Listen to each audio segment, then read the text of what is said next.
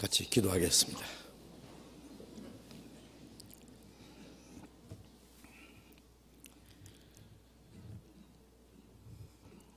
우리를 사랑하시는 자비로우신 우리 아버지 하나님,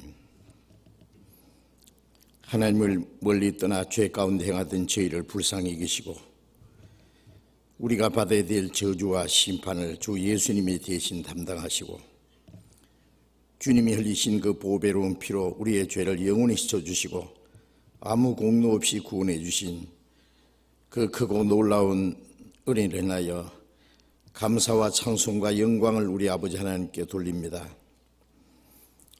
이 시간 주님의 보배로운 피로 구원함을 받은 저희들 주님 앞에 함께 모여서 주님의 은혜와 영광을 찬송하며 주님의 말씀을 배우며 주님과 함께하는 거룩한 교제에 참여하게 해주신 것 감사합니다.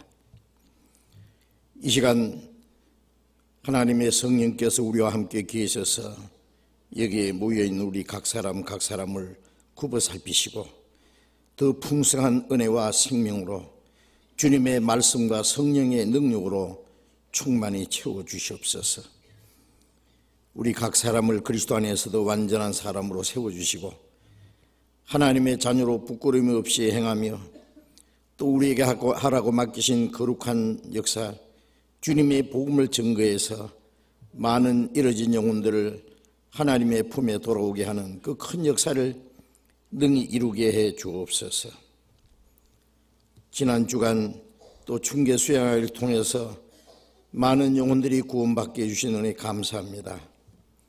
주님의 피로 구원받은 생명들, 남은 생에 하나님의 자녀로 부끄러움이 없이 행하며 멀잖아 하나님의 영광 앞에 부끄러움이 없이 설 수 있도록 주님께서 온전히 다스려 주시고 인도해 주옵소서. 하나님, 우리에게 남은 기간 동안 주님 다시 오시는 그날까지 우리가 자유롭게 주님의 복음을 전하고 주님을 섬길 수 있도록 영육간에 우리를 지켜주시고 다스려 주시기를 간절히 기도합니다. 이 시간 함께 참여하지 못한 우리 형제 자매들, 병 중에 있는 사람 건강을 회복시켜 주시고 마음의 시험 받는 사람, 여러 가지 곤란 중에 있는 사람 일일이 보살펴 주시고 합당하신 은혜를 베풀어 주셔서 한 사람도 실족함이 없게 해 주옵소서. 멀리 외국 땅에서 어려운 여건 속에서 신앙생활하며 복음을 전하는 우리 형제 자매들 일일이 보살펴 주시고 영육간에 주님이 도와주셔서 주님의 복음을 담대히 증거해서 하나님의 큰 역사를 능히 이루게 해 주옵소서. 이 시간 우리에게 나타내시기 원하시는 주님의 거룩한 말씀, 우리가 마땅히 어떻게 행할 일들을 두 가르쳐 주옵소서. 주 예수님 이름으로 기도드렸습니다. 아멘.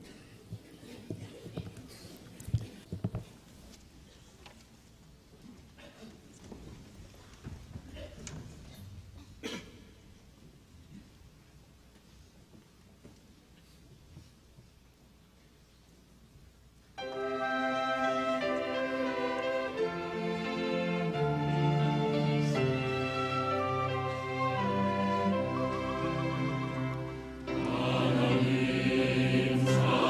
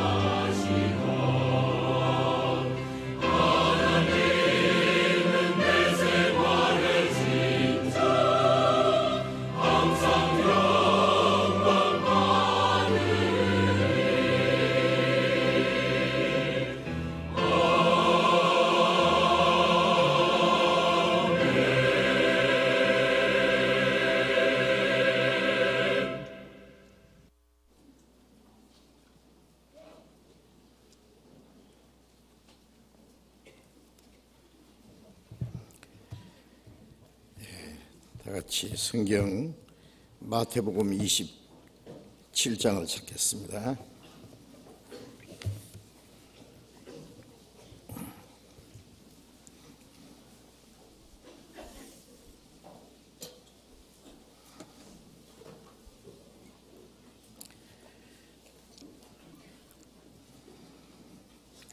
마태복음 27장 11절부터 26절까지 제가 읽겠습니다. 마태복음 27장 11절부터 26절까지.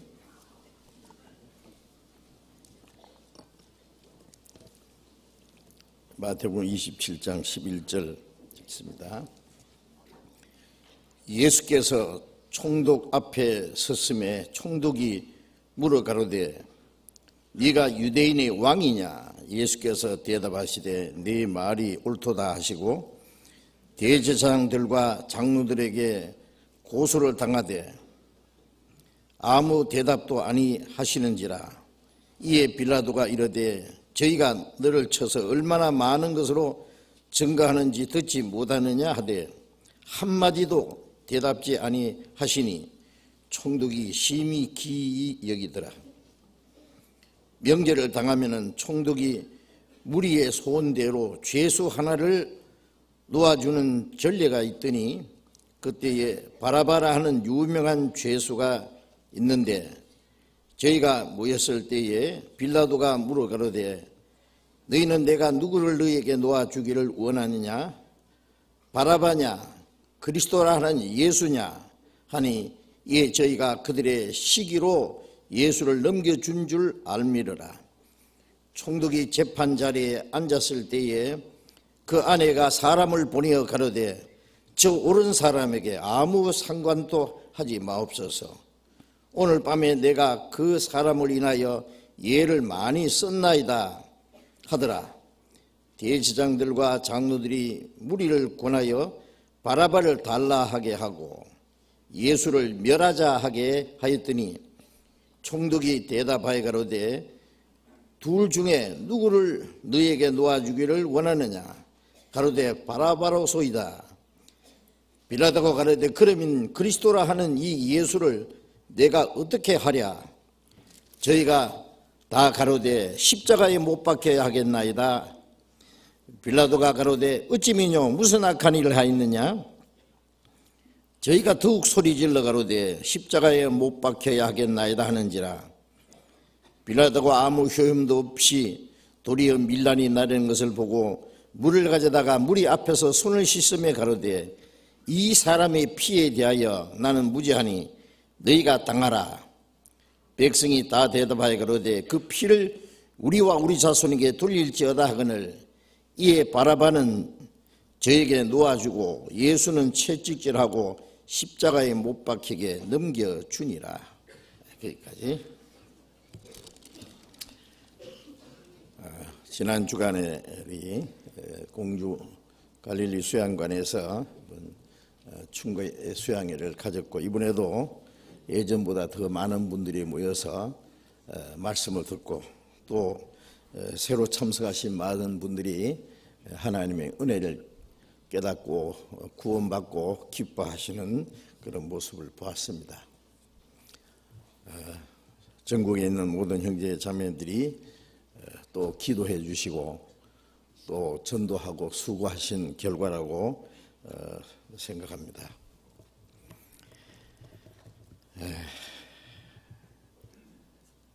구원받은 우리는 자신이 받은 구원이 얼마나 크고 귀중한 것을 알기 때문에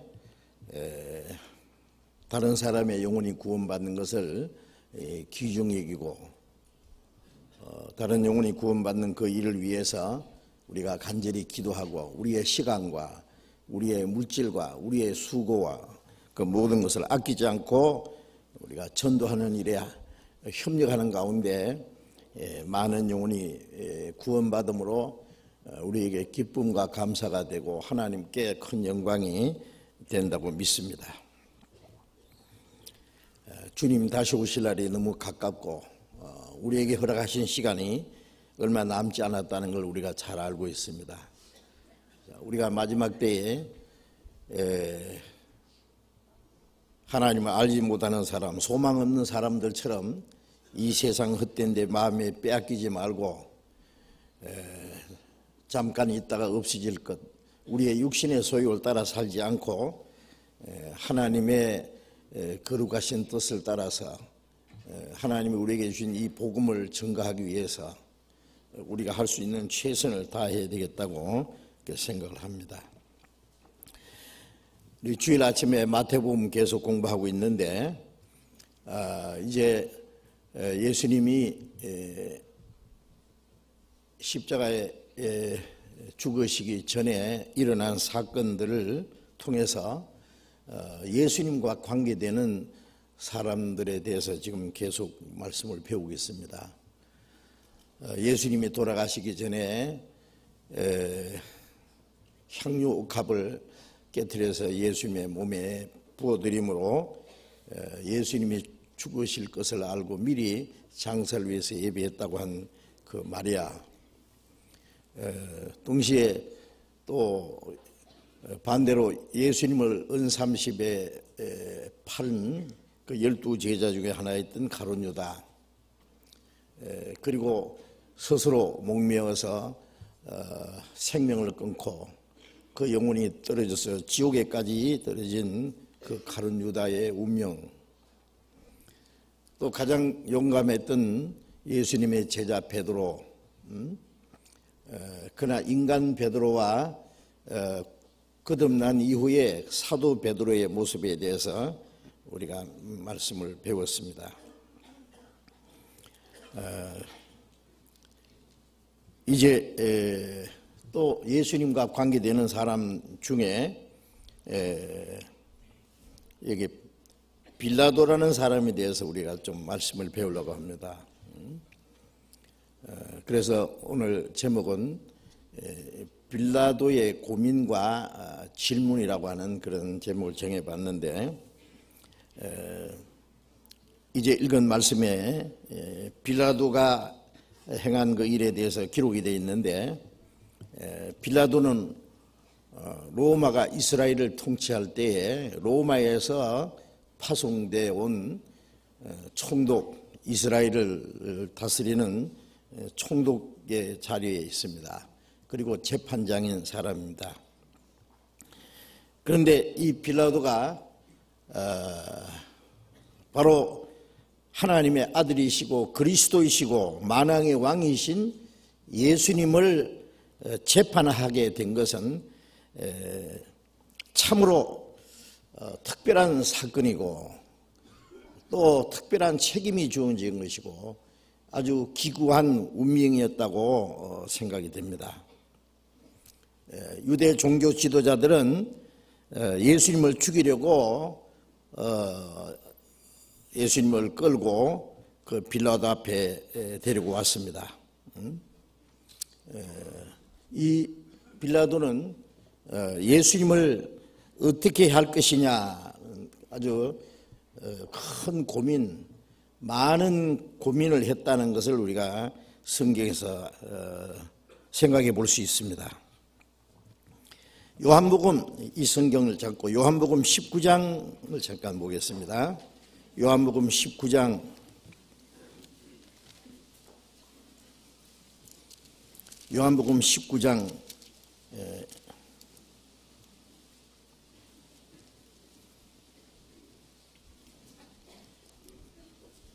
요한복음 19장 10절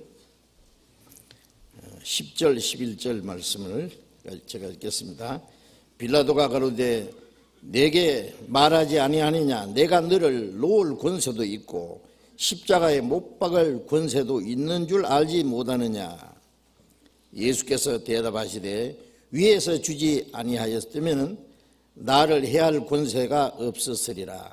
그러므로 나를 네게 넘겨준 자의 죄는 더 크니라 하시니.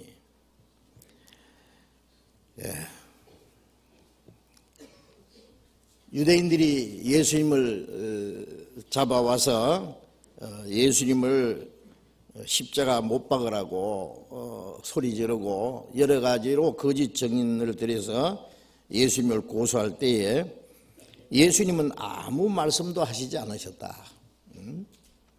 라고 했습니다. 예수님은 이 세상에 오신 것은 사람이 하나님께 범죄함으로 하나님 앞에 받아야 될 심판과 저주와 영원한 멸망에서 건지기 위해서 우리 죄를 대속하기 위해서 속죄 제물이 되기 위해서 죽으러 오셨기 때문에 예수님이 살기 위해서 구차한 변명을 하실 필요가 없는 거죠. 이사야 53장 7절에 기록된 대로 그는 도상으로 끌려가는 양처럼 털 깎는 자 앞에 있는 양처럼 잠잠하여 그 입을 열지 아니하였다. 예수님은 아무 대답도 하실 필요가 없었습니다. 그러니까 이 빌라도가 예수님에게 그 변명할 시간을 주겠다는 겁니다. 저희가 많은 일로 너를 고소하지 않느냐, 그 일에 대해서 뭐라고 변명을 해야 될 거 아니냐, 그게 사실이든 아니든. 예수님이 아무 대답도 하지 않으니까 그런 기이역이었더라 그랬죠. 세상에 재판은, 이런 재판은 없거든요. 그러면서 빌라도가 예수님에게 한 말이, 내가 너를 놓을 권세도 있고 십자가에 못 박을 권세도 있는 줄 알지 못하느냐. 빌라도는 로마에서 온 총독이고 재판장입니다. 그 사람 말 한마디면 사람을 죽일 수도 있고 살릴 수도 있는 그 권세가 있습니다. 내가 너를 살려주고 싶은데 좀 내게 말을 해보라고 말이에요. 예수께서 대답하시되 위에서 주지 아니하였다면 나를 해야 할 권세가 없었으리라. 네가 가진 그 총독의 권세도 재판장의 권세도 위에서 하나님이 주셨다. 로마서 13장에 보면은 모든 권세는 하나님께로 났다 그랬잖아요. 문제는 그 권세를 올바로 사용하느냐 잘못 사용하느냐, 그것은 그 권세를 가진 자들의 책임입니다. 위에서 주지 아니하셨다면 나를 해할 권세가 없었으리라. 그러므로 나를 네게 넘겨준 자의 죄는 더 크니라. 죄 없는 예수님을 잡아서 예수님을 십자가 못 박아 죽이라고 하는 이 이스라엘 대제사장들과 이 종교가들, 그들의 죄는 하나님 앞에 용서받을 수 없이 더없이 큰 죄입니다. 그건 어떤 도덕적인 죄와 비교할 수 없는 죄죠. 모든 율법을 범한 죄, 도덕적인 죄는 용서받지 못할 죄는 없지만은 고의로 그리스도를 배척하는 그 죄는 사함받을 길이 없고, 그리고 죄 없는 예수님을 예수님에게 여러 가지 거짓 증거를 해서 십자가에 못 박아 죽이라고 그걸 심판을 받게 하기 위해서 재판장 빌라도에게 끌고 와서 고소한 그 종교가들의 죄, 나를 네게 넘겨준 자의 죄는 더 크다. 말할 수 없이 크다. 그러면 너는 죄가 없느냐? 그 사람들 죄가 크지만은 너도 네 죄도 더 크다. 네가 재판을 잘못하면은 그게 죄에, 거기에 대한 책임과 심판을 면할 거다. 면치 못할 거다 그 말이에요. 우리가 이 재판장이 공정한 공의로운 재판하는지 불의한 재판하는지 그 죄는 참으로 큽니다. 전도서 3장에 보면은 공의를 행하는 곳에도 악이 있고 재판하는 곳에도 악이 있도다. 그러나 하나님은 의인과 악인을 심판하시리라. 그 공의를 행하는 곳에도 악이 있고 재판하는 곳에 악이 있는데 그 모든 죄에 대해서 하나님이 심판하실 것이라고 말씀하셨습니다. 그래서 이 빌라도는 총독이요 재판장이란 권한을 가지고 예수님을 십자가 못 박을 수도 있고 예수님을 석방시킬 수도 있는 권세가 있었는데 그 권세를 어떻게 사용하느냐는 중대한 책임과 그로 인해서 자기의 영원한 운명이 이제 걸려 있다는 것을 빌라도는 미처 알지 못했을 겁니다. 자, 여기서 우리가 잠깐 생각해 볼 것은 우리 자신이 그때 빌라도와 같은 위치에 있었다면, 내가 그때 빌라도였었다면, 재판장의 자리에 있었다면 어떻게 했을 것인가?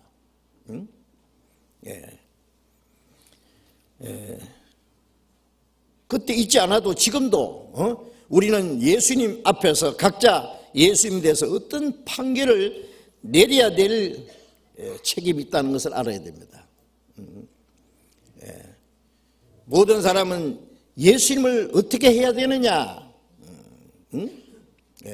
예수님을 어떻게 판결하느냐 하는 그 책임이 놓여 있다는 것을 우리가 알아야 됩니다.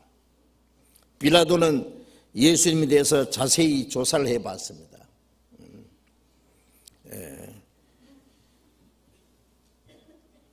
예수님이 많은 이적을 행하시고 이스라엘 백성들이 구름대처럼 그를 따라다니고 하나님의 약속하신 메시아, 유대인들이 생각하는 메시아는 로마를 정복하고 이스라엘 독립시켜줄 왕으로 오실 메시아를 고대하고 이제 이스라엘 사람들이 로마를 정복할 때가 왔다, 이스라엘 독립할 때가 왔다고 그렇게 여기고 있다는 것을 알기 때문에 빌라도는 정보원들을 동원해가지고 예수라는 사람의 뒷조사를 철저히 했을 것이라고 생각합니다. 그러나 아무리 조사해도 그는 도덕적인 죄도 정치적인 죄도 어떤 죄도 없는 거예요. 요한복음 8장에 예수님이 말씀하셨죠. 요한복음 8장 46절에 너희가 나를 죄로 책잡아 봐라. 누가 내게 죄를 책잡겠느냐.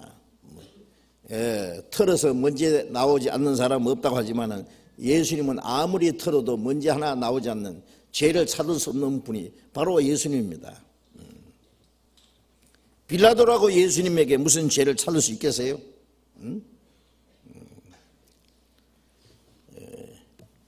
요한복음 19장 4절 말씀을 잠깐 읽겠습니다. 요한복음 19장 4절. 빌라도가 다시 밖에 나가 말하되 보라 이 사람을 데리고 너희에게 나오나니 이는 내가 그에게서 아무 죄도 찾지 못한 것을 너희로 알게 하려 함이로라 하더라. 빌라도는 예수님을 데리고 이제 재판장 앞에 이스라엘 백성들 앞에 나타나서 말하기를 내가 그에게서 아무 죄도 찾지 못한 것을 너희로 알게 하려 함이라. 아무 죄를 찾지 못했다. 요즘에 장관이나 특별한 자리에 후보자가 되면은 그 사람의 그 모든 것을 검증하는 청문회를 하잖아요. 몇십 년 전까지 그걸 전부 철저히 조사해 가지고 하면은요. 누가 그러더라고 청문회가 꼭 염라대왕 앞에 가서 재판받는 것다고. 그러니 거기서 100% 죄가 없다고 아무 흠이 없는 사람은 아마 없을 거예요. 그런데 아무도 예수님에게서는 죄를 찾을 수 없었습니다. 빌라도는 3번이나 예수님에게 죄가 없다는 것을 얘기했습니다. 요한일서 3장 5절에 그가 우리 죄를 없이 하려고 나타내신 바 된 것을 너희가 아나니 그에게는 죄가 없느니라. 예수님은 사람은 사람인데 아담이 자손이 아닌 사람이었죠. 우리는 나면서부터 죄인으로 태어났습니다. 요한일서 시편 51장 5절에 내가 죄악 중에 출생하였으며 모친이 죄 중에 나를 잉태했습니다. 우리는 나면서부터 아담의 자손이기 때문에 죄인으로 태어났습니다. 로마서 3장 23절에 모든 사람이 죄를 범하였으며 하나님의 영광에 이르지 못하더니 모든 사람이 죄인이고 모든 사람이 죄를 지었습니다. 전도서 7장 20절에 선을 행하고 죄를 짓지 않는 의인은 세상에 아주 없느니라. 그런데 예수님은 죄가 도무지 없는, 예수님은 죄를 범한 일이 없고 하나님의 율법을 완전히 지켰고 예수님은 하나님 앞에 완전한 의인이었습니다. 그래야만 죄인을 위해서 대신 죽으실 자격이 있기 때문에 그랬습니다. 로마서 3장 4절에 보면은 사람은 다 거짓되되 오직 하나님은 참되시다 할지어다. 사람은 다 거짓되지만은 오직 참되신 분은 하나님뿐이시고 그 하나님이 사람의 몸을 입고 오신 분은 예수님입니다. 예수님은 완전한 의인이시고 하나님께 완전히 순종하신 분이고 그래서 의인으로 인정되신 분입니다. 그래야만 죄인을 대신해 죽을 자격이 있기 때문에 그렇습니다. 그래 베드로전서 3장 18절에 그가 의인으로서 불의한 자를 대신하였으니 이는 우리를 하나님 앞으로 인도하려 하심이라. 의인이 불의한 자를 대신해 죽음으로 그 속죄 제사를 드리고 죄를 없이 하셔서 이 죄인을 의인으로 만들어서 하나님 나라에 데려가시기 위해서 오신 분이 예수님입니다. 빌라도는 예수님이 죄 없다는 판결을 내렸습니다. 그거는 옳은 것이었습니다. 마태복음 27장 19절, 마태복음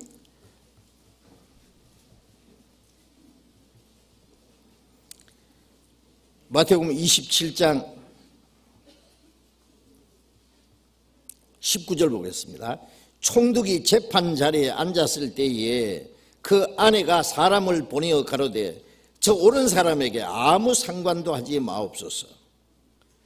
오늘 꿈에 내가 그 사람을 인하여 예를 많이 썼나이다 하더라. 이 빌라도는 죄 없는, 예수님이 죄 없다는 걸 압니다. 유대인들이 예수님을 고소하는 그 모든 것은 다 거짓된 거라는 거 압니다. 그리고 로마 법에도 해당되지 않고 도덕적인 법에도 해당되지 않고 오직 자기들의 종교적인 법 때문에 예수가 하나님의 아들이라는 그 이유 때문에 죽이라고 한다는 것을 압니다. 이 위선자들, 파렴치한 종교가들이 자기들의 위선을 책망하는 예수님, 그리고 그들이 예수님이 로마를 정복하는 왕으로 기대를 했는데 예수님이 왕이 되지 않고 이스라엘 독립시켜 주지 않기 때문에 거기에 대해서 반기를 들고 예수님을 죽이라고 한다는 걸 잘 압니다. 빌라도는 자기를 고소하는 사람들에 의해서 한마디 대답도 하지 않고 온갖 욕설과 거짓을 말하지만 거기에 대해 원망하는 빛도 없고 감정도 없고 여전히 사랑과 인자한 모습으로 서 계신 예수님. 예수님은 다니시면서 많은 이적을 행하셨다는 것도 압니다. 죽은 자를 살리고 문둥병자를 깨끗게 하고 소경이 눈을 뜨게 하고 많은 이적을 행했다는 사실을 아마 들어서 알고 있었을 겁니다. 그리고 자기 앞에 서 있는 예수님, 이제 갑자기 그 능력이 없어졌는지 갑자기 바보가 됐는지 그러나 예수님의 모습은 너무 인자하고 거룩한 그 모습을 보자마자 그 예수님의 그 위엄 앞에 갑자기 큰 두려움이 생긴 겁니다. 이 사람이 혹시라도 저 사람들이 말하는 하나님의 아들인가, 로마의 신하에 신이 사람의 모습으로 나타나는 있습니다. 정말 신의 아들이 사람의 모습으로 나타나지는 않았을까?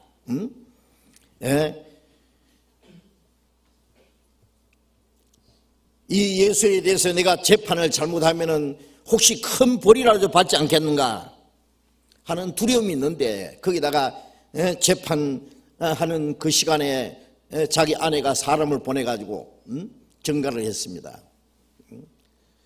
저 옳은 사람, 저 의인에게 아무 상관도, 당연히 아무 짓도 하지 마시오. 그 사람에게 잘못된 판결을 내리지 마라 그 말이에요. 내가 저 사람을 위하여 지난밤에 꿈에 예를 많이 썼나이다. 무슨 꿈을 꿨는지 모르지만은 예수님에 대해서 꿈을 꾼 것 같습니다.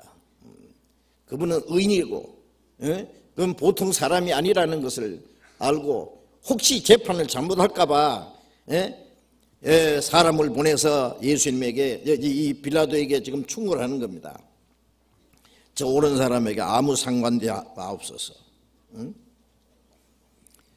이 빌라도는 그렇지 않아도 지금 마음이 불안하고 도대체 어떻게 해야 될 것인지 고민이 생기고 크게 두려움이 있는데, 그 아내의 말을 들으니까 더 마음에 두려움이 생겼겠죠. 그런데 우리가 알아야 될 것은, 그러면 재판장으로서 정당한 판결을 내리면 될 거 아니냐 그 말이에요. 죄 없으면 죄 없다고 무죄 석방을 내리면 될 거 아니냐 그 말이에요. 성경에 선한 사람을 악하다 하고 악한 자를 선하다 하는 이 두 가지는 다 하나님 앞에 죄요 심판을 받는다고 했는데, 이 빌라도는 예수님이 죄 없다는 것을 알면서 하나님을 두려워하는 것보다 사람을 더 두려워했습니다. 많은 군중들이 들고 일어나서 예수를 죽이라고 소리 지르고, 비록 로마가 이스라엘을 정부하고 다스리기는 하지만은 이 유대인들은 참으로 다스리기 까다로운 백성입니다. 여호와 하나님을 믿는 믿음을 가졌는데, 그들이 믿는 신앙 문제를 건드리면은 들고 일어나서 이제 반기를 드는 거예요. 그래서 자기가 하나님의 아들이라는 이 사람은 죽어야 되니까, 하나님을 모독한 자니까 죽여야 됩니다. 죽여주시오. 빌라도는 처음에 그랬죠.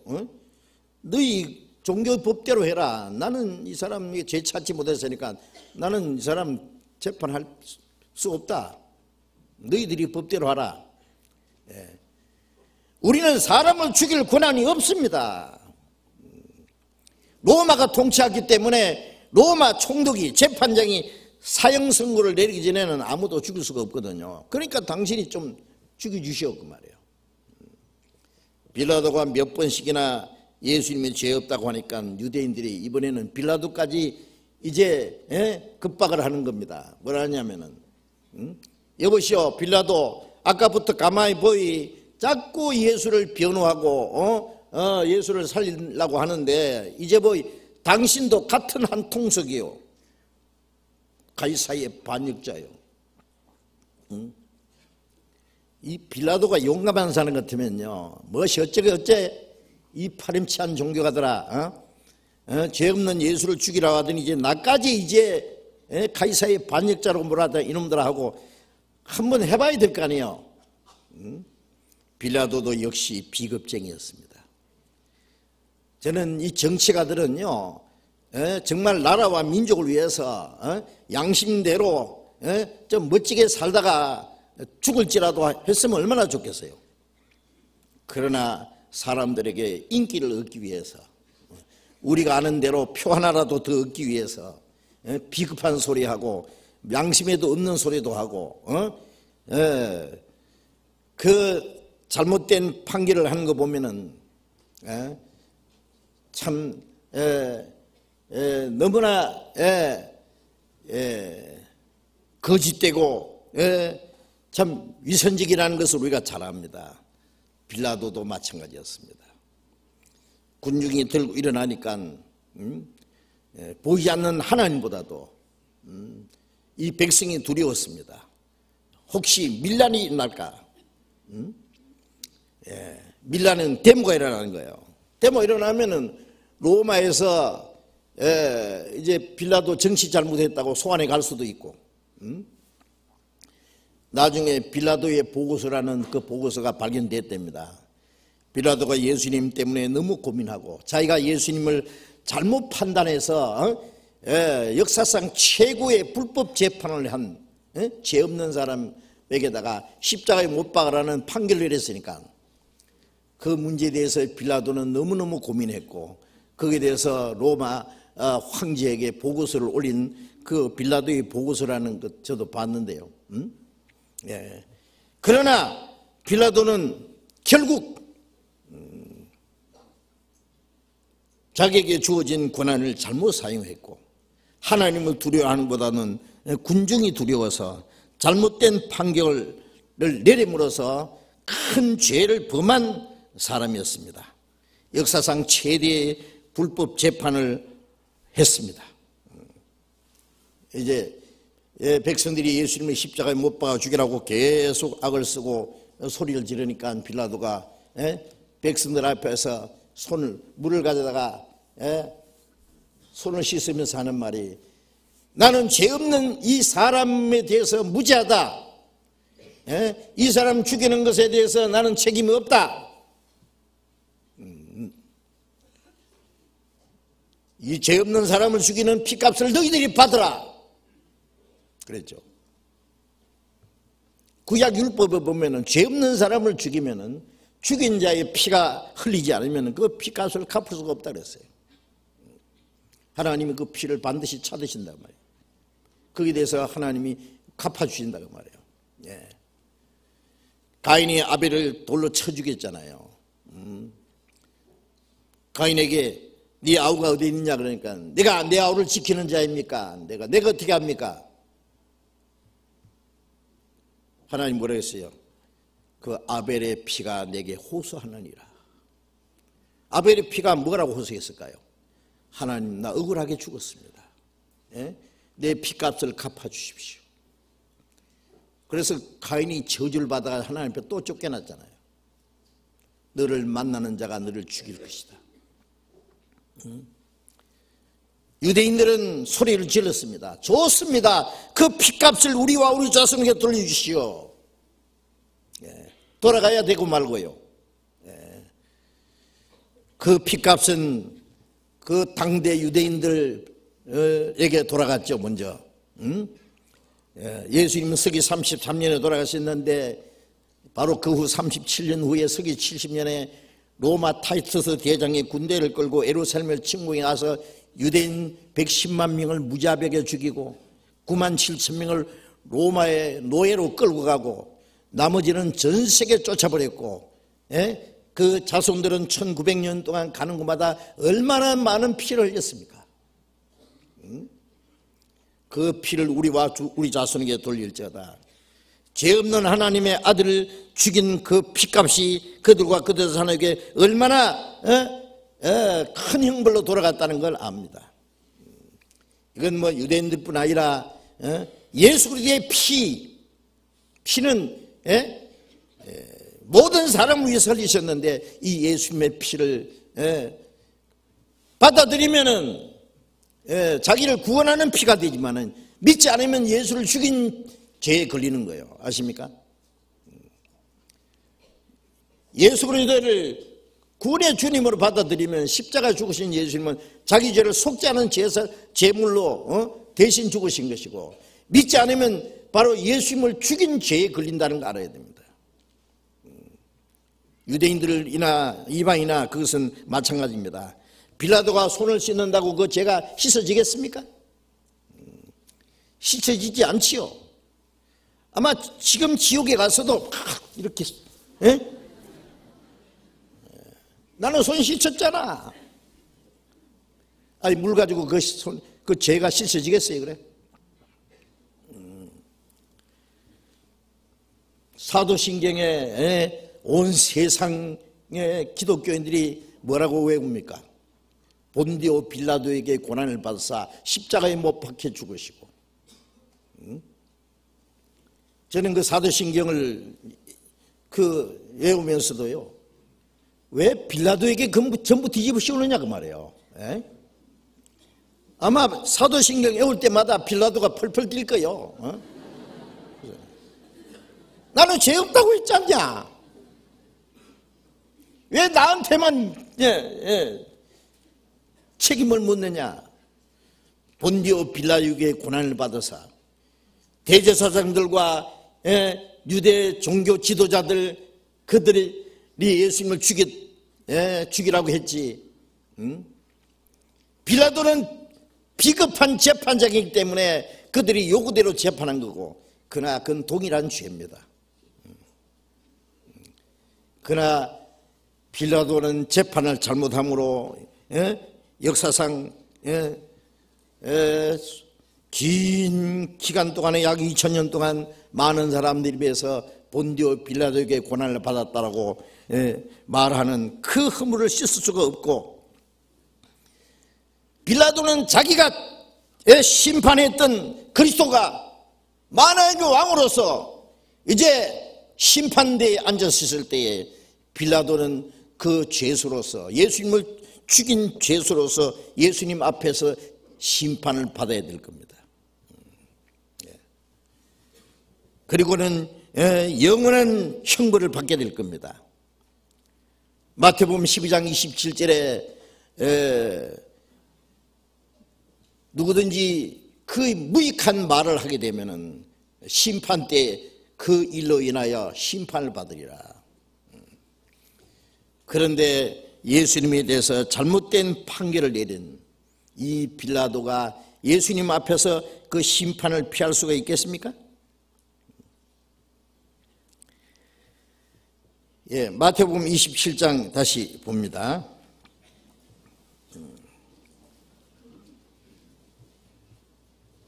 마태복음 27장 11절, 예수께서 총독 앞에 섰음에 총독이 물어 가로되 네가 유대인의 왕이냐?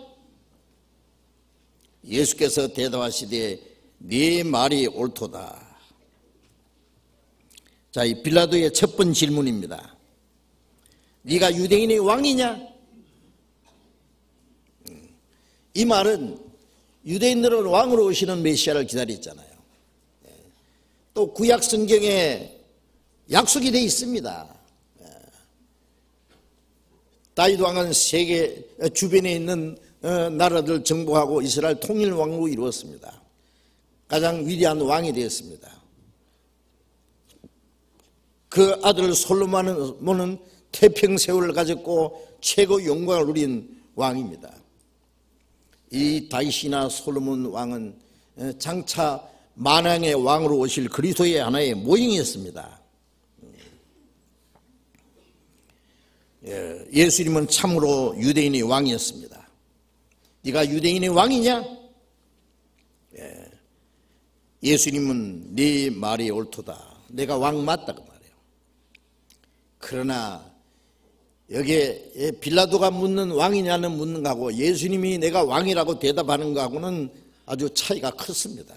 그 내용이. 요한복음 18장을 돌아가 보겠습니다. 요한복음 18장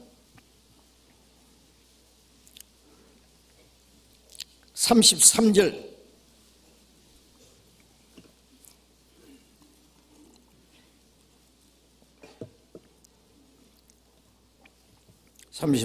이에 빌라도가 다시 관정에 들어가 예수를 불러 가로되 네가 유대인의 왕이냐?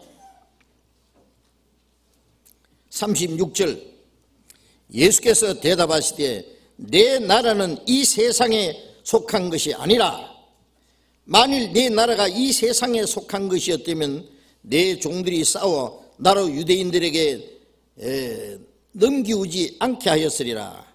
이제 내 나라는 여기에 속한 것이 아니니라. 빌라도가 예수님을 관정으로 데리고 그 빌라도의 그 관정입니다. 그 안으로 데려가서 개인적으로 물었습니다. 네가 유대인의 왕이냐? 예수님 대답에 내가 왕이다. 그런데 내 나라는 이 세상에 속한 것이 아니라, 왕은 왕인데 너희들이 생각하는 그런 왕이 아니다 그 말이에요. 로마를 정복하고 이스라엘 독립시키고 그리고 왕자리에 앉는 그런 세상 왕이 아니다 그 말이에요. 내 나라는 세상에 속한 것이 아니라,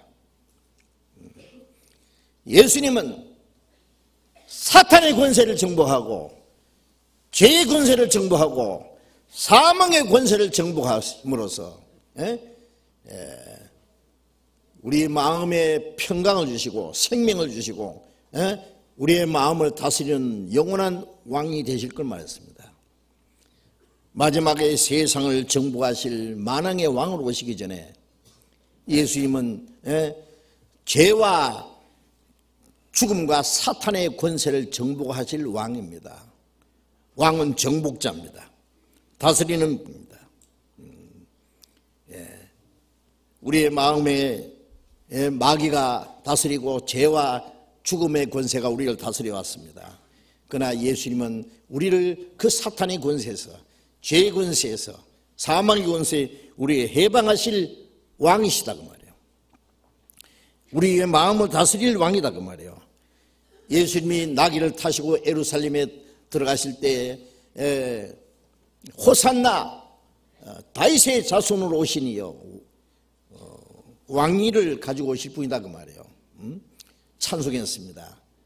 예수님은 왜 백마를 타고 들어가시지 않고 나귀 타고 그러는, 나귀는 평화를 말합니다. 나귀 타고 어떻게 전쟁하겠어요? 평강의 왕이다 그 말이에요. 이사야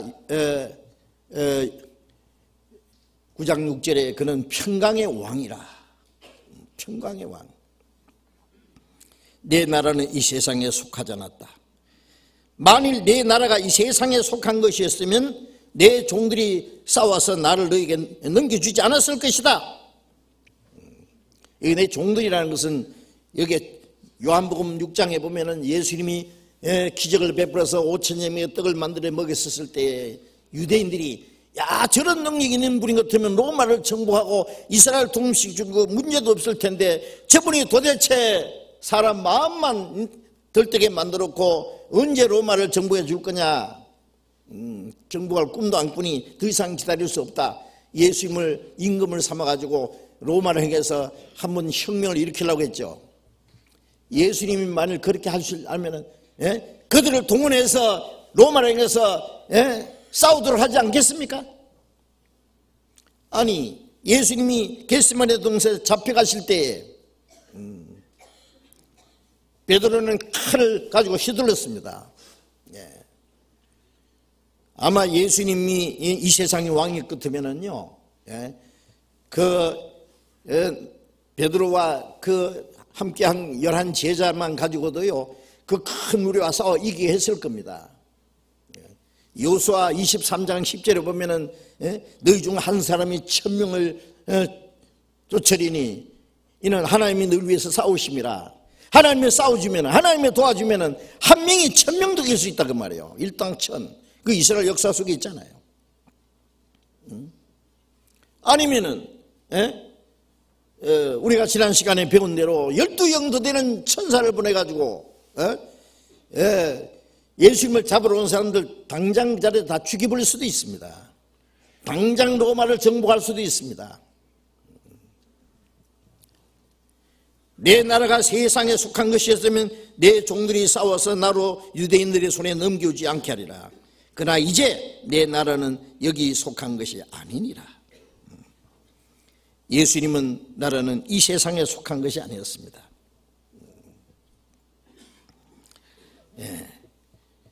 예수님은 이 세상을 정복하고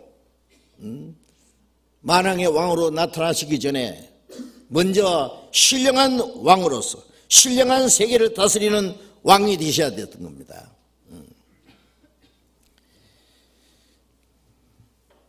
죄와 죽음과 사탄의 권세를 정복하고 우리의 생명과 평강과 의의 왕으로 우리의 마음에 임하셔야 된다 그 말이에요. 시편 24장 7절에 보면은 문들아 너희 머리를 들지어다 영원한 문들아 들지어다 영광의 왕이 들어가시려다 영광의 왕이 누이시뇨 만군의 여호와께서 영광의 왕이시로다.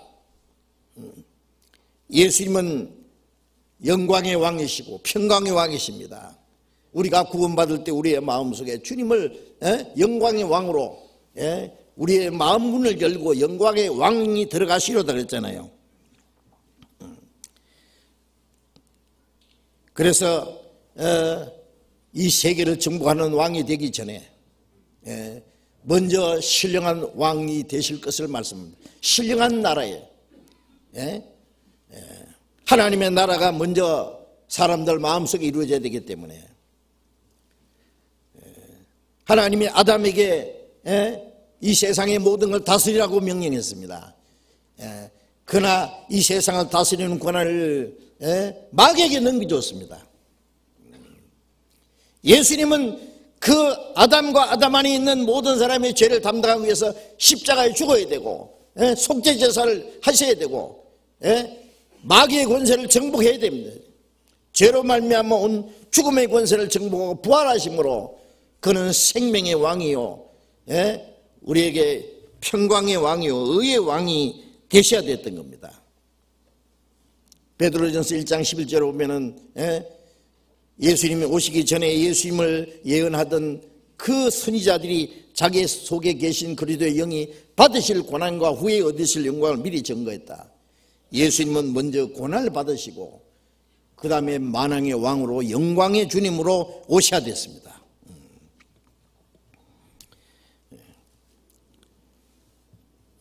예수님은 유대인의 왕이실 뿐 아니라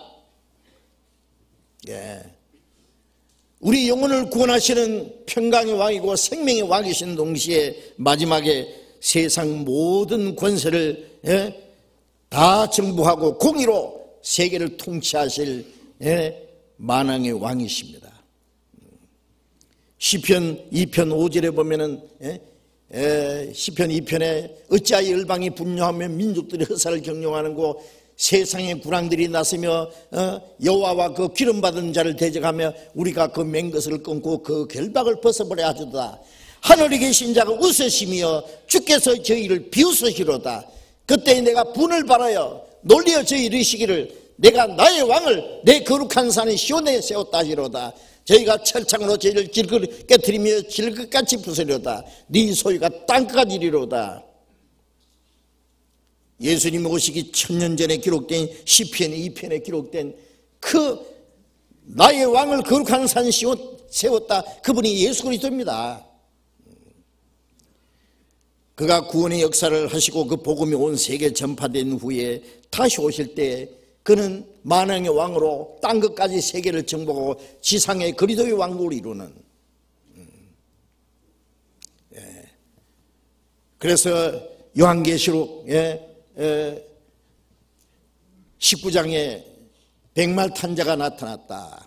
그는 그 달에 이름 쓴 것이 있으니 이는 만왕의 왕이요 만주의 주라 칭하더라. 만왕의 왕이신 예수님, 이 세상 땅끝까지 세계를 통치하실 만왕의 왕, 그분이 임하실 겁니다. 그래서 요한계시록 20장에 이 지상을 에덴 동산보다 더 아름답게 재창조하시고 구원받은 성도들과 함께 1000년 동안 그리스도로 더불어 왕노라래다. 예수님은 마지막에 정말 이스라엘 중심에서 지상의 그리스도의 왕으로 이르는 그는 만왕의 왕으로 오실 것입니다. 요한복음 18장 35절을 요한복음 18장 35절을 제가 읽겠습니다. 빌라도가 대답하여 가로되 내가 유대인이냐? 네 나라 사람과 대제사장들이 너를 내게 넘겼으니 네가 무엇을 하였느냐? 자, 빌라도가 예수님께 또 한 가지 질문했습니다. 네 나라 사람 대제사장들 그것도 그들이 너를 내게 고소해서 사형에 해당된다고 내게 넘겨줬으니 네가 무엇을 했느냐? 네가 뭘 했느냐?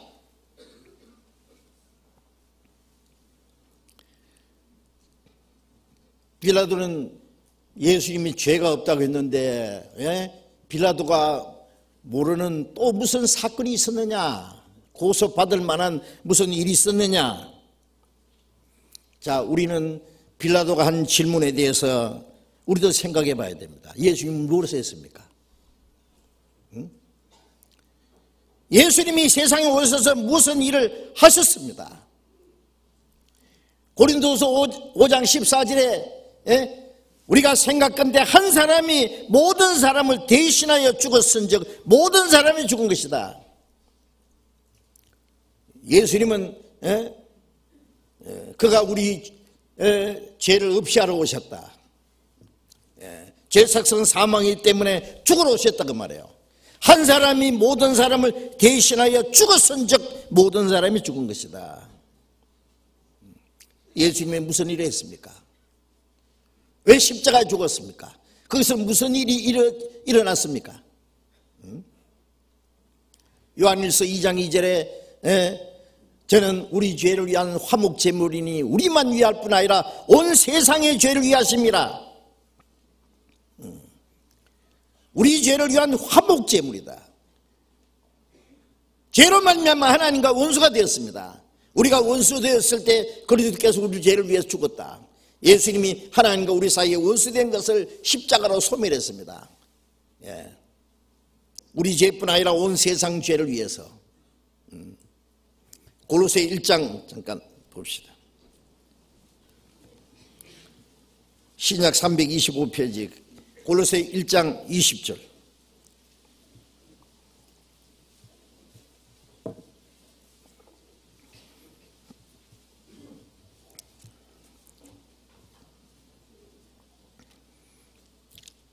골로새서 1장 20절. 그의 십자가의 피로 화평을 이루사 만물 곧 땅에 있는 것들이나 하늘에 있는 것들을 그로 말미암아 자기와 화목해 되기를 기뻐하심이라. 전에는 악한 행실로 멀리 떠나 마음으로 원수가 되었던 너희를 이제는 그의 육체의 죽음으로 말미암아 화목해 하사 십자가의 피로 화평을 이루었다. 전에 악한 행실로 하나님을 멀리 떠나 하나님과 원수가 되었던 너희를 이제는 그의 육체의 죽음으로 말미암아 화목해 됐다. 예수님의 십자가는 뭡니까? 화목해 하는 속죄 제사입니다. 악한 행실로 하나님과 원수가 되었던 우리를 위해서 주님이 속죄 제물이 되시고 거기서 죄를 대속하심으로 하나님과의 화목을 이뤘다는 말이에요. 로마서 5장 8절에 우리가 아직 죄인 됐을 때 그리스도께서 우리를 위하여 죽으심으로 하나님이 우리에 대한 자기의 사랑을 확증하셨느니라. 예수님은 십자가에 죽으심으로 하나님이 우리를 얼마나 사랑하시는지 사랑을 나타내셨고 히브리서 9장 12절에 그가 자기 피로 영원한 속죄를 이루사 단번에 성소에 들어가셨느니라. 빌라도는 네가 무엇을 하였느냐고 물었습니다. 우리는 뭐라고 물어야 됩니까? 예수님은 우리를 위해서 뭘 하셨느냐? 빌라도는 예수님이 아직 죽으시기 전에 무엇을 하였느냐? 베들레헴에서 태어나서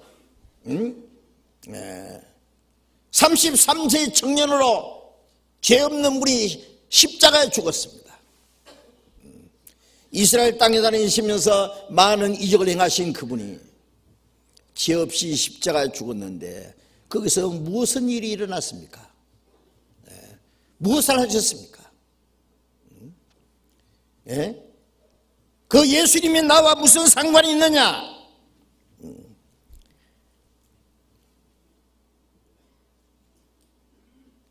과거에 예수 믿는 사람들 핍박하는 사람들이 뭐라고 했냐면 저 예수 믿는 사람들은 십자가에 저주받은 나사는 목수의 아들을 믿는다지. 응? 나사렛 목수의 아들 33세의 청년으로 십자가에 죽은 예수가 누구냐? 무엇을 했느냐? 그분이 나와 무슨 상관이 있느냐? 응? 왜 그를 믿어야 된다고 하느냐? 알아야 됩니다. 예수님이 나를 위해서 무슨 일을 하셨는지 성경에 기록되어 있습니다. 철저히 성경에서 성경 연구하고 확실한 사실을 알아야 됩니다. 반드시 알아야 됩니다. 그는 하나님의 독생자로서 사람의 몸을 입고 온 세상 사람의 죄를 위한 속죄제물로 십자가에 못 박혀 죽으시고 사흘 만에 부활하시고 40일 동안 나타내 보이시고 40일에 성천하시고 그 복음이 온 세상에 전파되면은 마지막 때에 영광의 왕으로 다시 오실 것이라고 말씀하셨습니다. 이제 그 복음은 온 세상에 전파됐고 주님은 다시 오실 날이 가까웠습니다. 그를 믿는 자는 죄 사함을 받고 영원히 구원받고 영생 얻고 하나님의 약속하신 나라에 들어가겠지만은 그를 믿지 않는 자는 하나님의 심판을 받아서 영원한 지옥으로 떨어져서 세세토록 고통받을 것이라고 성경에 말씀하셨습니다. 그것이 사실인가? 그가 무엇을 하셨느냐?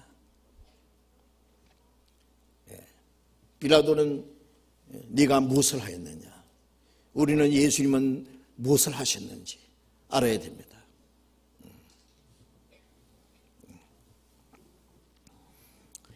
요한복음 18장 다시 돌아가 보겠습니다. 요한복음 18장 37절.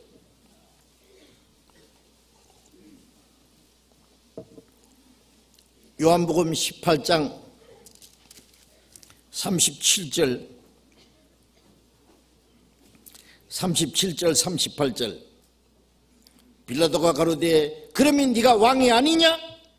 예수께서 대답하시되 네 말과 같이 내가 왕이니라. 내가 이를 위하여 났으며 이를 위하여 세상에 왔나니 곧 진리에 대하여 증거하려 함이로다. 무릇 진리에 속한 자는 내 소리를 듣느니라 하신대 빌라도가 가로되 진리가 무엇이냐 하더라. 내가 왕은 왕인데 세상 왕이 아니고 진리를 증거하러 왔다. 진리에 대하여 증거하러 왔다. 진리에 속한 자는 내 소리를 듣느니라. 빌라도가 또 한 가지 또 중요한 질문을 했습니다. 진리가 무엇이냐? 진리가 무엇이냐? 예수님은 거기에 답을 해주지 않았습니다. 왜? 빌라도는 진리를 알 자격이 없는 사람입니다. 빌라도는 거짓된 권세에 눈이 멀은 사람입니다.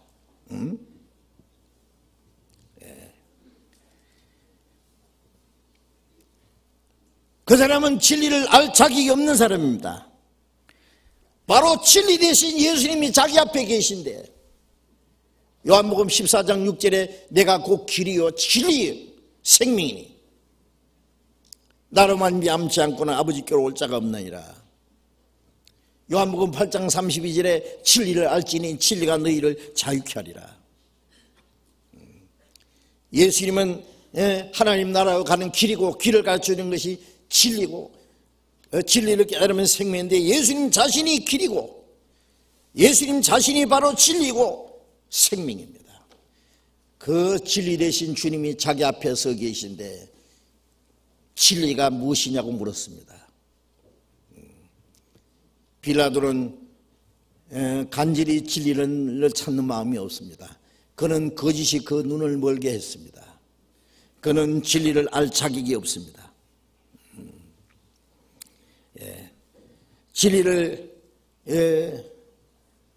간절히 찾지 않는 사람에게는 진리를 깨닫게 하지 않습니다. 요한복음 8장 44절에 너희는 너희 아비 마귀에게 났으니 너희 아비의 욕심을 너희도 행하고자 하느니라. 저는 처음부터 거짓말장이요 진리가 그 속에 없으므로 진리에 서지 못하고 거짓을 말할 때마다 제 것으로 말하나니 이는 거짓말장이요 거짓 아비가 되었습니다. 진리가 그 속에 없으므로 진리에 서지 못하고 거짓을 말할 때 제 것으로 말한다는 말은 거짓을 진리인 양 뻔뻔스럽게 얘기한다 그 말이에요.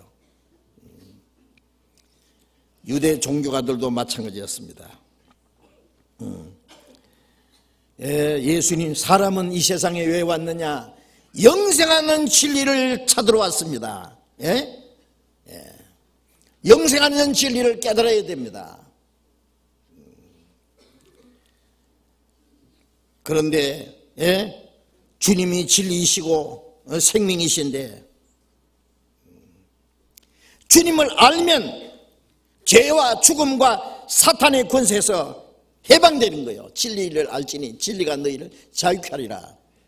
죄와 죽음과 심판과 영원한 멸망의 권세에서 사탄의 권세에서 해방되는 겁니다. 거짓에서 모든 거짓에 해방되고 그리고 참된 자유와 평화와 영원한 생명을 얻을 겁니다. 그러나 예수님은 빌라도에게 그 진리를 가르쳐 주지 않았습니다. 진리가 무엇이냐? 이 세상에 많은 사람들이 진리가 무엇인지 알지 못한 채 살아가다가 죽는 사람이 얼마나 많으냐 그 말이에요. 요한복음 19장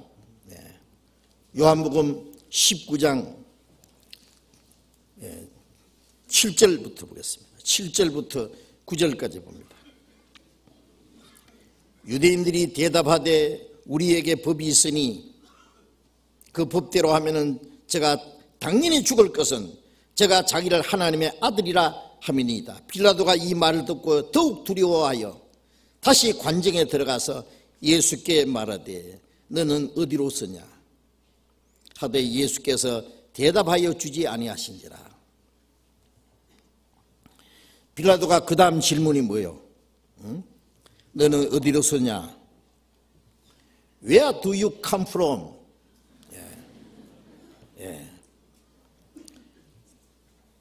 네가 어디서 왔느냐?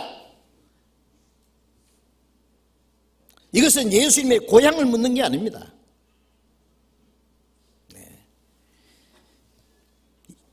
예수님은 하나님의 아들이라고 말하는 것 때문에 지금 고소하고 있는데 그 말을 듣고 빌라도가 더 두려워했다 그랬죠.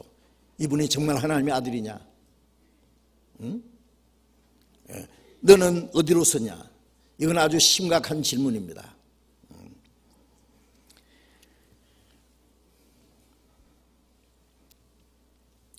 유대인들은 예수님이 스스로 하나님의 아들이라고 말하므로 예수님은 하나님을 모독 하는 자로 여겼기 때문에 이 사람이 참으로 하나님의 아들일지도 모른다라고 빌라도가 생각한 거예요.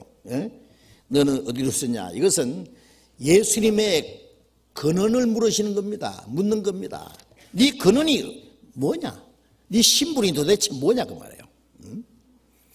대부분의 유대인들은 예수님을 나사렛 목수의 아들로 알았습니다.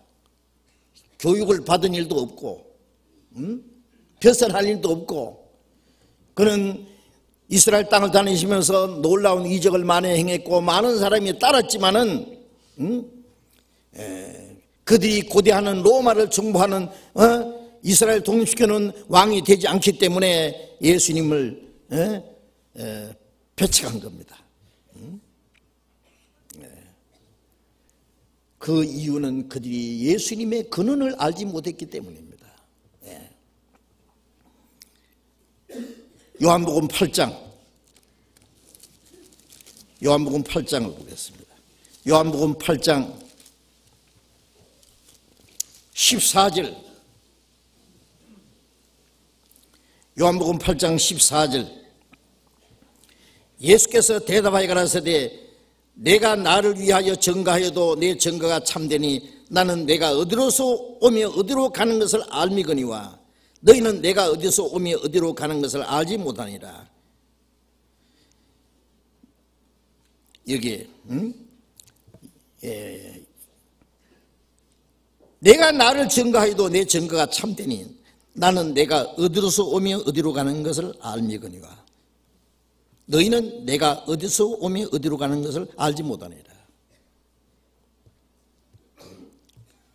유대인들은 예수님이 어디서 와서 어디로 가는지를 알지 못했습니다. 19절 다시 보겠습니다. 19절 이에 저희가 묻되 네 아버지가 어디 있느냐? 예수께서 대답하시되 너희는 나를 알지 못하고 내 아버지도 알지 못하는도다. 나를 알았다면 내 아버지도 알았으리라. 예수님이 하나님 아버지께로 왔다가 아버지로 간다 그러니까 네 아버지가 누구냐? 어디 있느냐? 예수님은 너희는 나를 알지 못하고 내 아버지도 알지 못한도다. 나를 알았다면 내 아버지도 알았으리라. 예수님은 하나님 아버지께로 오셨다는 사실을 그들은 알지 못했습니다. 고린도전서 2장 8절에 알았다면 영광의 주를 십자가에 못 박지 않았으리라. 지금도 세상에 많은 사람들이 예수님의 이름을 아는 사람들은 모르는 사람은 거의 없지요. 예수라는 이름을. 그러나 예수님의 신분을 참으로 아는 사람은 너무나 적습니다. 예수님의 근은 사람들은 예수님은 기독교의 창시자다, 4대 성인 중에 하나다, 사랑의 성자다, 뭐 그 정도로. 빌라도는 예수님에게 너는 어디로 서냐? 어디로서 왔느냐? 빌라도는 자기 양심을 속이고 자기의 권력을 지키기 위해서 재판자리에 앉아서 불의를 용납하고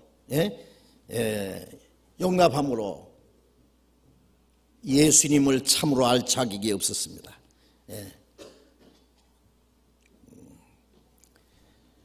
예수님을 알지 못한다는 것은 하나님의 약속, 하나님이 주시기 원하시는 생명과 상관없는 겁니다. 하나님의 생명과 하나님의 약속과 하나님이 주시는 분깃에게는 관계없는 사람입니다. 예수님을 참으로 아는 것은 자기의 영원한 생명과 직접 관계가 됩니다. 요한복음 17장 3절에 영생하고 유일하신 참 하나님과 그 보내신 자 예수 그리스도를 아는 것이 이다 그랬죠. 하나님을 알고 예수 그리스도를 아는 것이 영생이다. 요한복음 13장 3절에 내가 아버지께로 왔다가 내가 아버지께로 가노라 그랬죠. 마지막 십자가 죽으시기 첫날 밤에 제들과 마지막 만찬에서 아버지께로 왔다가 아버지께로 간다. 예수님은 하나님께로부터 이 세상에 오신 것은, 오셨다가 하나님께로 가신 것은 인간의 존재 가치가 무엇인지를 알게 하시는 겁니다.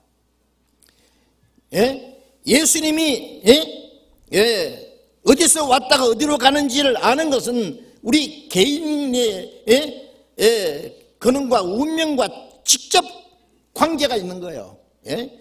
우리의 근원을 가르쳐 주시고 우리의 운명을 가르쳐 주시고 우리에게 영원한 생명을 주시기 위한 것이었습니다.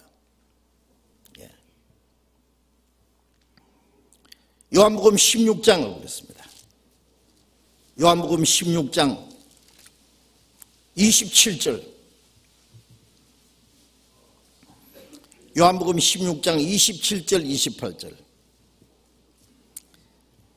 26절 27절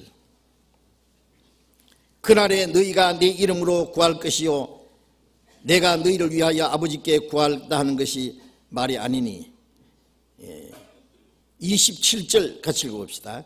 이는 너희가 나를 사랑하고 또 나를 하나님께로서 온 줄을 믿는 거로 아버지께서 친히 너희를 사랑하심이라.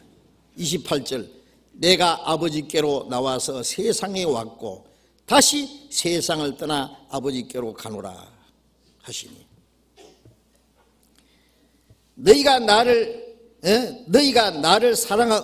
사랑하고 또 나를 하나님께로 온 줄로 믿는 거로 아버지께서 친히 너희를 사랑하십니다. 예수님이 하나님께로 오셔서 무슨 일을 하시고 다시 하나님께로 가셨다는 사실을 아는 사람을 하나님은 사랑하십니다. 아세요? 나를 하나님께로 온 줄로 믿는 거로 아버지께서 친히 너를 사랑하신다. 내가 아버지께로 나와서 세상에 왔고 다시 세상을 떠나 아버지께로 간다. 자, 이 문제는 우리의 영원한 생명과 직접 관계되는 겁니다.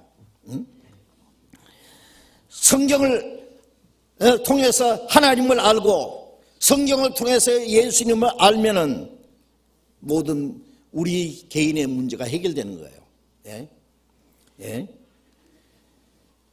예수님이 어디서 와서 어디로 무엇을 하시고 어디로 가셨는지를 알면은 자기의 운명이 그 안에 연결되어 있기 때문에 그렇습니다.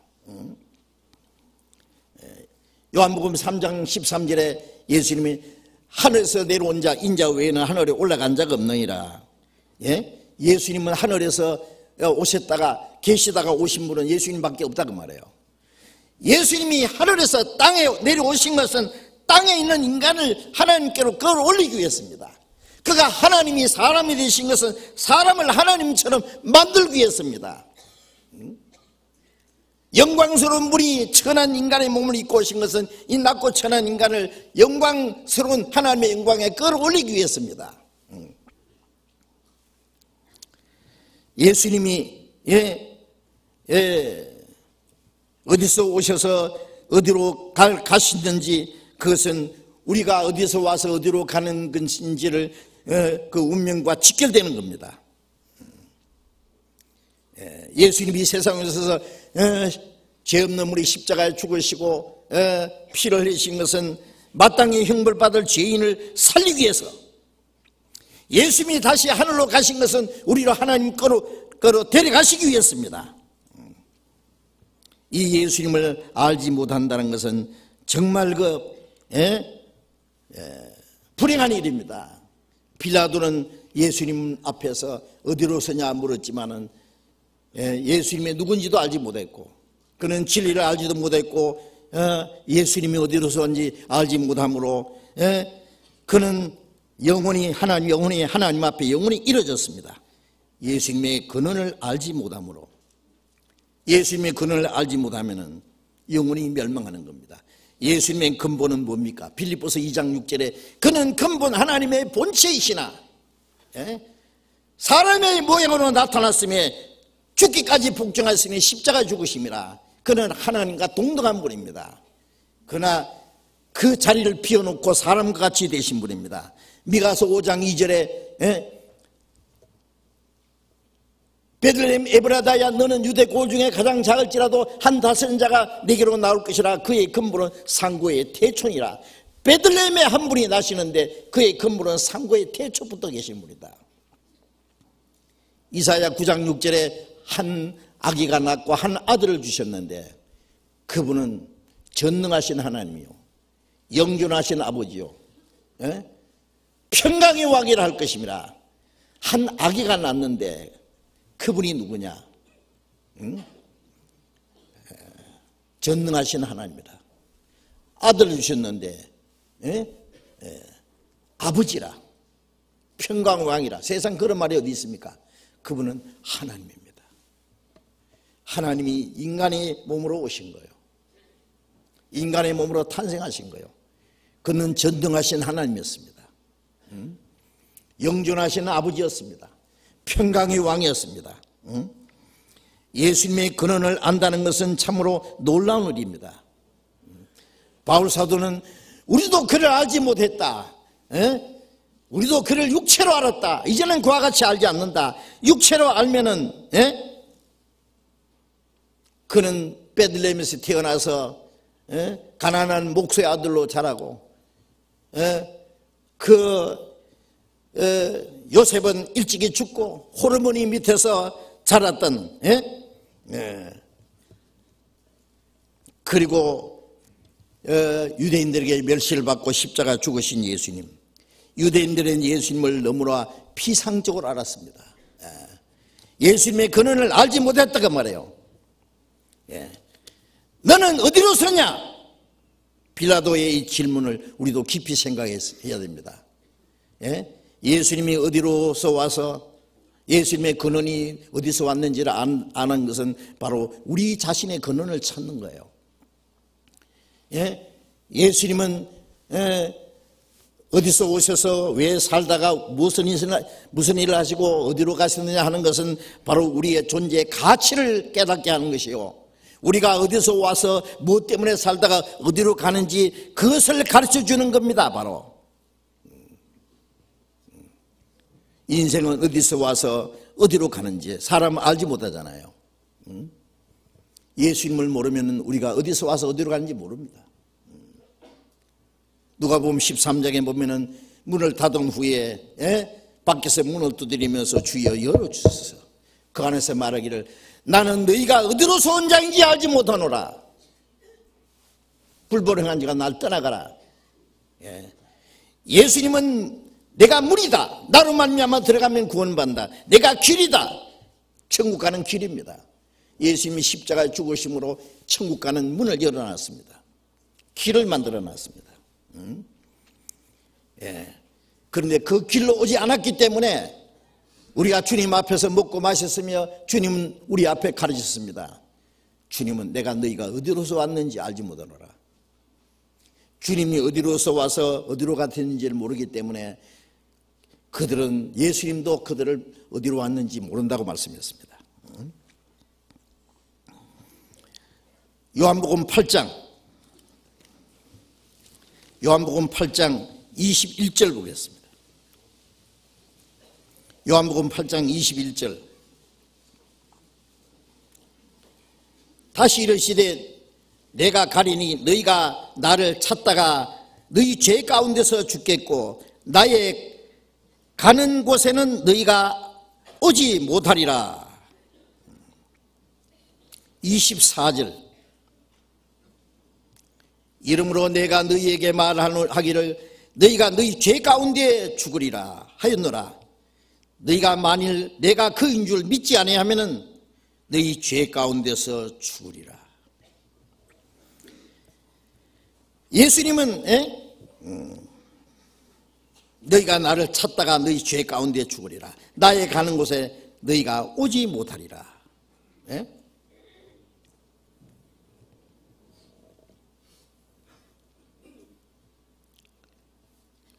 이러므로 내가 너희에게 말하기를 너희가 너희 죄 가운데서 죽으리라.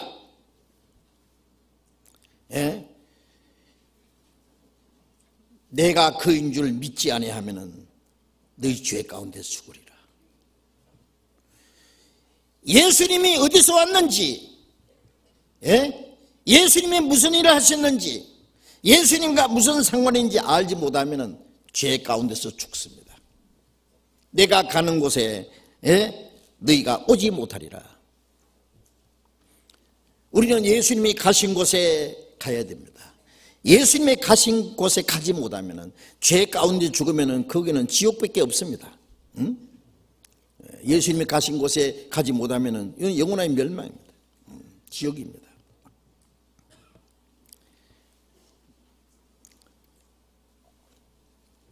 우리가 이제 예수님이 어디서 오셔서 어디로부터 오셔서 왜 무슨 일을 하시고 어디로 가셨는지 아는 것은 우리의 운명과 바로 직접 관계된다는 사실을 알아야 되죠.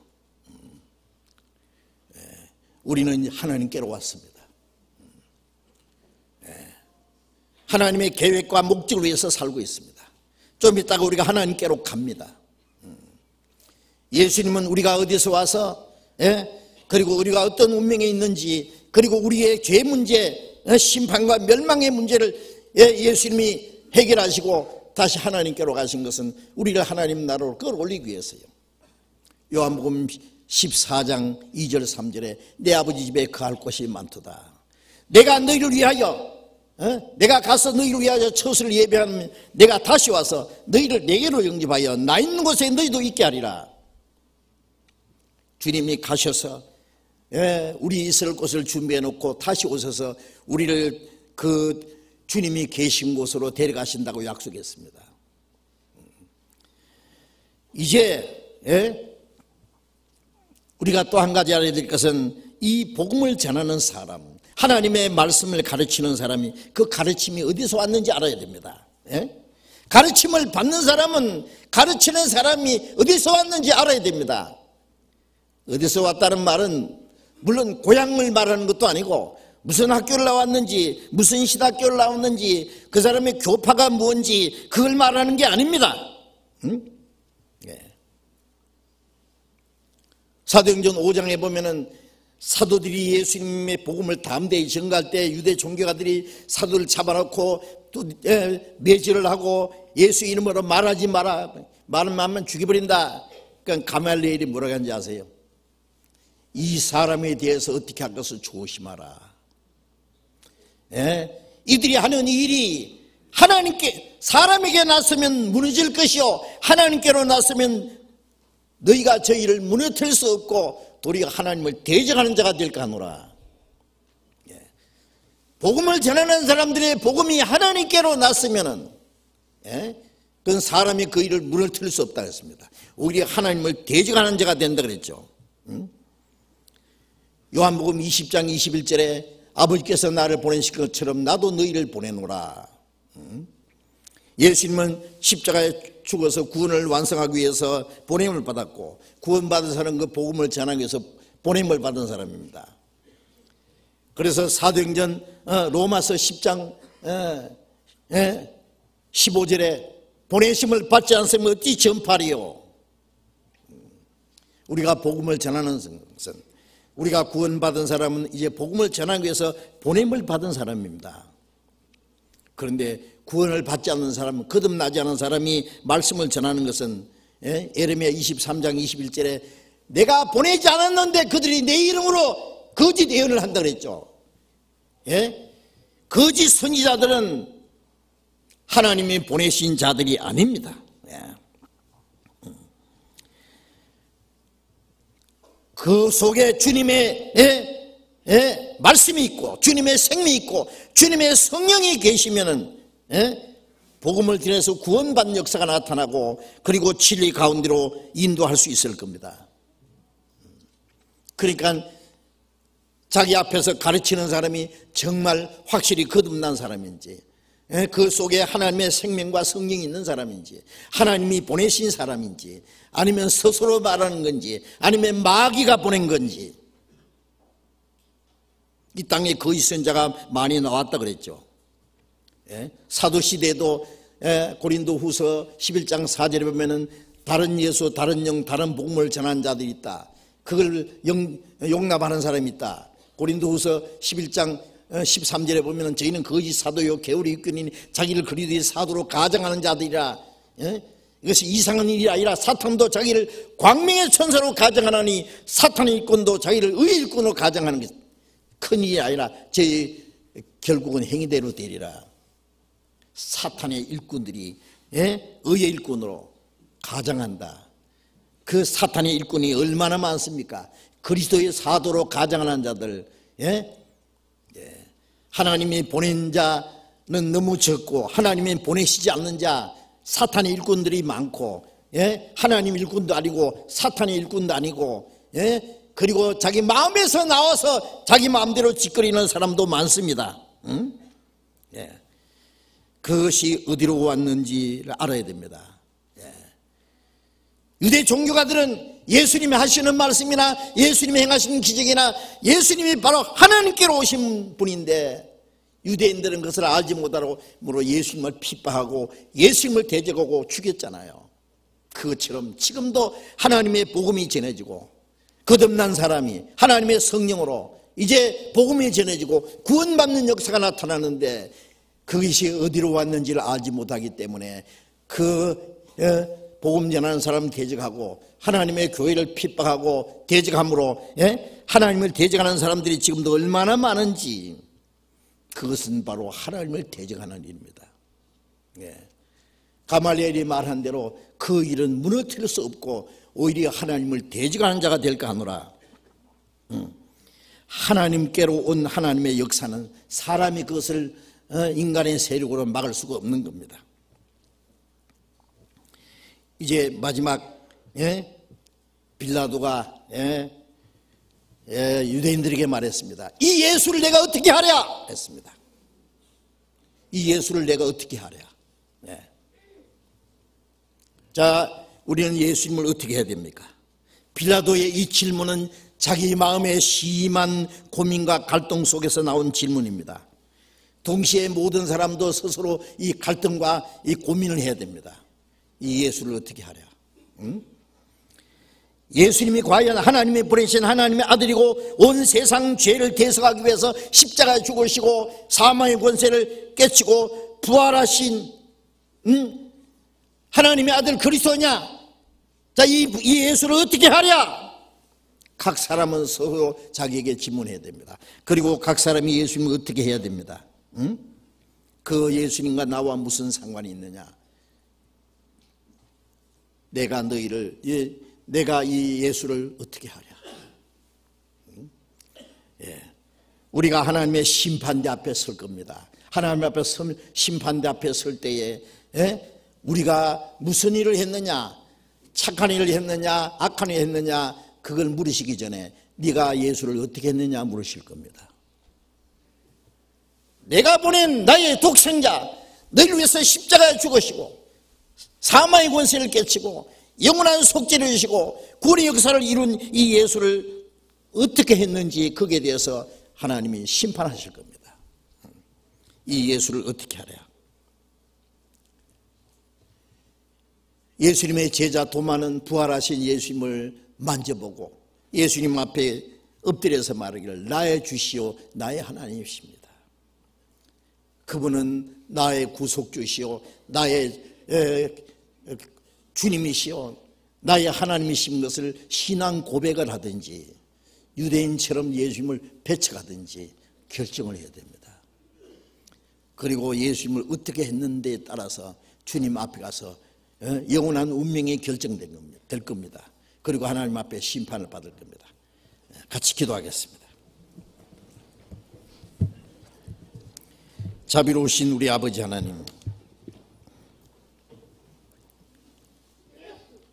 예수님께서 빌라도 앞에서 심판을 받으시던 재판받으시는 그 장면을 우리가 성경을 통해서 교훈을 받았습니다. 빌라도는 예수님이 죄 없으신 것과 예수님께서 하나님께로 오신 분인 걸 느끼고 예수님을 두려워하는 마음이 있었지만은 그는 자기 양심을 속이고 자기의 그 권세를 지키기 위해서 하나님보다도 사람을 두려워하고 스스로 거짓된 재판을 함으로 예수님을 사형 판결에 넘겨준 그 큰 죄를 범한 것을 저희들이 압니다. 지금도 많은 사람들이 예수님이 죄 없으신 분인 것과 예수님이 하나님께로 오신 분인 줄 알고 그가 십자가에 죽으시고 부활하신 그 사실을 알고 있지만은 예수님의 근원을 참으로 알지 못하고 예수님이 무슨 일을 하셨는지 예수님이 자기와 무슨 상관이 있는지를 알지 못함으로 예수님과 관계를 갖지 못한 영혼들이 너무나 많습니다.